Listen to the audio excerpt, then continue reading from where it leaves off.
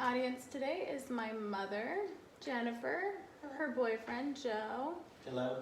My sister, Ella, and my two friends, Charlie and Daniel.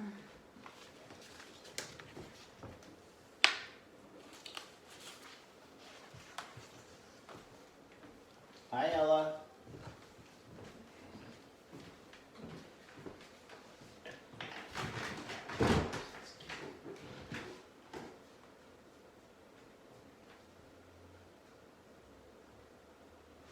It's 1865.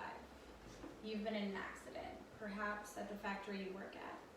You've sustained a compound fracture to your leg, something easily treatable in today's world, but back then, a death sentence. If you were even able to make it to a hospital, you'd likely develop an infection and die within days. This all changed with this man, Dr. Joesph Lister, a man who not only contributed greatly to the field of medicine, but changed the face of it altogether. My interest in Dr. Lister's work began when I read the book The Butchering Art by Dr. Lindsay Fitzharris. Not only did it pique my interest in Dr. Lister, but in how medicine itself has changed so dramatically over the years. Today we'll be discussing three of Dr. Lister's biggest accomplishments: the use of carbolic acid to sterilize surgery, the use of silver wires to stabilize fractures, and the use of catgut ligatures for internal sutures. We'll begin by discussing arguably one of Dr. Lister's greatest accomplishments, the use of carbolic acid to sterilize surgery. According to the book The Butchering Art by Dr. Lindsay Fitzharris, surgery had previously been a grisly and unsanitary affair. Surgeons wore the same bloody aprons day in and day out, they hardly washed their hands, and anesthesia wasn't used prior to the invention of ether. In addition, according to Dr. Dunya from the Hatokian International Journal, no attempt was made to identify when patients had even developed an infection. They were placed directly next to healthy patients, which spread the infections rapidly. This all changed with Dr. Lister. According to Mr. Cartwright from the Botanica, Dr. Lister began his method of using carbolic acid to sterilize surgeries in his surgical ward. He had noticed that his patients were experiencing frequent infections and decided to do something about it. He decided to use carbolic acid as a way to sterilize surgery. He had discarded the popular theory of miasma, the theory that bad air was what spread disease, and instead was intrigued by the work of Dr. Louis Pasteur. Pasteur was a French biologist who was the first to prove that germs were what caused diseases, not bad air. According to Dr. Dunya, Dr. Lister developed his own version of the germ theory. He thought that germs could only travel through air, so decided to create a barrier between the air and the wound by sterilizing the wounds themselves, sterilizing the equipment with carbolic acid. It seemed to work. Infection rates lowered, but he soon realized that it wasn't the fact that the germs were spread through the air that was causing infections. He realized that it was the fact that he was sterilizing the equipment itself, which had previously been covered in germs. That was the fact that was lowering the infections. However, according to Dr. Luis Toledo Payera from the Journal of Investigative Surgery, not all people were as quick to adapt to his method. They didn't actually really care about the science of it and instead just disregarded it.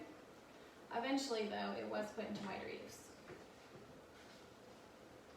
Next, we'll discuss a contribution that couldn't have been possible without the use of the carbolic acid: stabilizing fractures by wiring them together using a piece of silver wire. According to Dr. Cartwright from the Botanica, this was met with some controversy.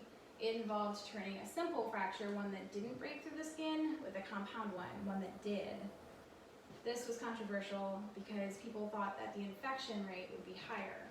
But since Dr. Lister had already developed carbolic acid, he had found a way to handle this.